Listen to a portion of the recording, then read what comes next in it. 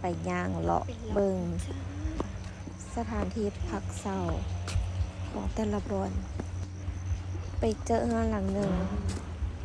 เป็นเฮือนแล้วก็มีห้อง3 ห้องตัวนั้นบ่แน่ใจว่าราคาเท่าใดแต่ว่าควรค่อยพักนี่แม่นซื้อเฮือนลาวบ่หรือว่าอหยังลาวๆนี่แหละราคาเริ่มต้นที่300,000กีบมี300,000 500,000 600,000 700,000ล้านปลายมีฮอด7ล้านแต่บ่เคยอยู่ในใจน่าจะเป็น7ล้านเพราะมันหรูแฮงมีห้องน้ำในตัวเฮือน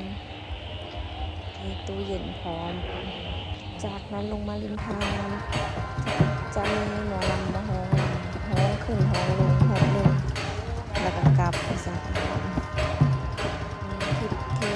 จับจูด2 วัน 1 คืนโดยรวมค่าเสียหายประมาณ700,000 กีบ